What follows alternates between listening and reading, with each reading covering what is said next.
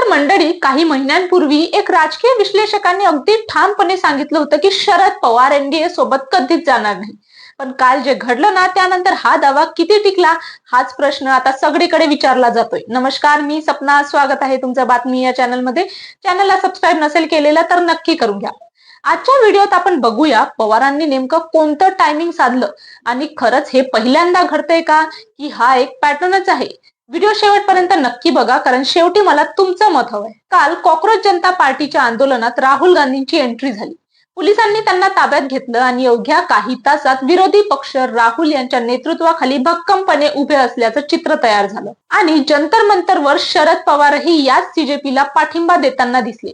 पण गंमत बघा, हे चित्र 24 तासही टिकलं नाही. दुसऱ्याच दिवशी पवार आणि मोदींची भेट झाली. फोटो व्हायरल झालेत आणि क्षणभरात इंडिया आघाडीत फूट पडल्याची चर्चा सुरू झाली.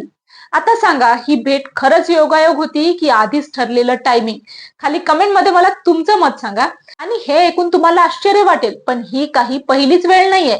यापूर्वी राहुल गांधीचा मोमेंटम अशाच पद्धतीने कमी झाल्याची अनेक उदाहरणे आहेत. पहिलं उदाहरण बघितलं तर ऑपरेशन सिंदूर वरील विशेष अधिवेशनाची मागणी. राहुल गांधींनी विशेष अधिवेशनाची मागणी केली, पण पवारांनी हा संवेदनशील मुद्दा आहे, सर्वपक्षीय बैठक बरी, अशी वेगळी भूमिका घेतली होती. 2018चं रफेल प्रकरण. रफेलवरून राहुल मोदींवर थेट आरोप करत असताना पवार म्हणाले होते की मोदींच्या हेतूंबद्दल शंका नाही, आणि भाजप अध्यक्ष अमित शहांनी याबद्दल पवारांचे आभारही मानले होते. त्यानंतर तिसरं प्रकरण आहे हिंडनबर्ग अदानी प्रकरण, जिथे जेसीपीच्या मागणीला पवारांनी विरोध केला होता, असं म्हणत की याला जास्त महत्व दिलं जात आहे. आणि कहर म्हणजे सावरकरांवरील राहुल यांच्या टीकेनंतर पवारांनी केलेली मध्यस्थी. त्यांनी राहुल आणि सोनिया यांची भेट घेऊन अशी वक्तव्य टाळा असा सल्ला दिला होता. आता बोला, या 4 प्रकरणापैकी तुम्हाला कोणतं सगळ्यात जास्त धक्कादायक वाटलं ते कमेंट मध्ये तुमचं ओपिनियन नक्की सांगा. चला पुढे जाऊया. आता इथे एक गोष्ट समजून घेणं खूप गरजेचं आहे.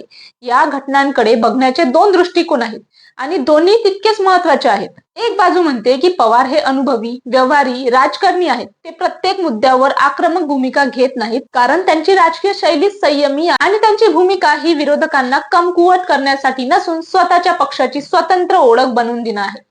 तर चला आता दुसरी बाजू ऐकून घेऊया. दुसरी बाजू म्हणते की हा पॅटर्न योगायोग नाही, आणि वारंवार अशा क्षणी भूमिका किंवा भेटी घडणं हे सुचवतं की यामागे ठरवून केलेली रणनीती असू शकते, जी इंडिया आघाडीतल्या एकजुटीला कमकुवत करते.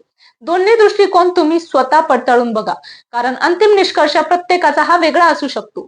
तर मंडळी, आज पुन्हा एकदा टायमिंग साधून पवारांनी मोदींची भेट घेतली आणि राहुल गांधींच्या आंदोलनाची चर्चा मागे पडली असं बोललं जातंय. पण खरा प्रश्न हा आहे, हे निव्वळ योगायोग आहे की ठरलेलं राजकारण? खाली कमेंट सेक्शन मध्ये मला नक्की सांगा, तुम्हाला काय वाटतं, की हे भेट योगायोग वाटते की डावपेच, आणि पवारांची ही भूमिका बरोबर आहे की चुकीची? आणि अशाच राजकीय घडामोडींसाठी चॅनल सबस्क्राईब करायला विसरू नका. धन्यवाद.